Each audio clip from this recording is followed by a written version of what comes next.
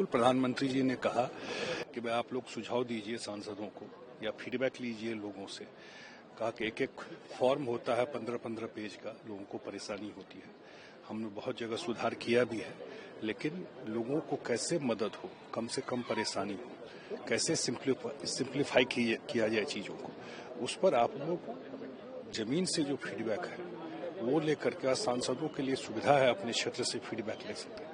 कुछ concrete feedback है तो देना चाहिए। ये भी कहा, बजट पर भी कहा कि आप अपने क्षेत्र में जो लोग हैं आप उस एरिया से भी आप जरूर जानकारी लीजिए और इनपुट दीजिए।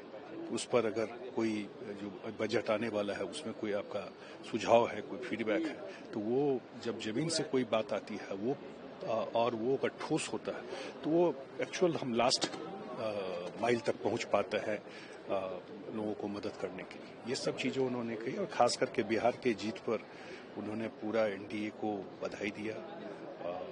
प्रधानमंत्री जी का खुद का कार्यक्रम लगातार बिहार में रहा चुनाव के समय में। दोनों बजट में जो प्रधानमंत्री जी ने सहयोग किया बिहार का, उसका प्रभाव था।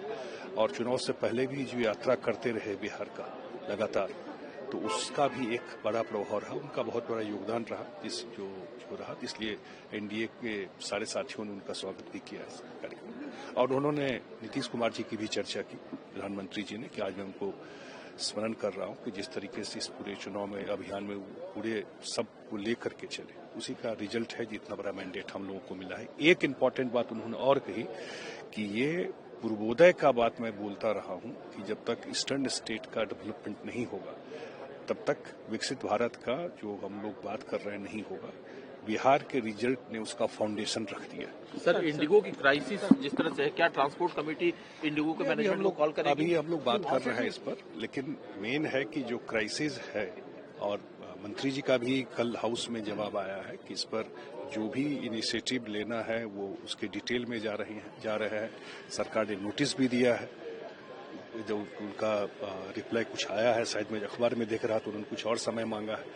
तो लेकिन इसके जड़ में जाना तो जरूरी है कि कम से कम फ्यूचर में ये समस्या नहीं हो। जिस तरह का लोगों ने ये प्रॉब्लम जिस स्तर पर ये हुआ है, वो तो निश्चित रूप से एक एमपी होने के नाते, एक पब्लिक रिप्रेजेंटेटिव होने के नाते हम लोग खुद इतने लोग फोन कर रहे थे जिनको एयरपोर्ट पे प्रॉब्लम हो रहा था टिकट के लिए। इसका कोई न कोई एक फ्यूचर में नहीं हो और इसका क्या सॉल्यूशन होगा वो जरूर सरकार इस पर ध्यान देगी। तो सर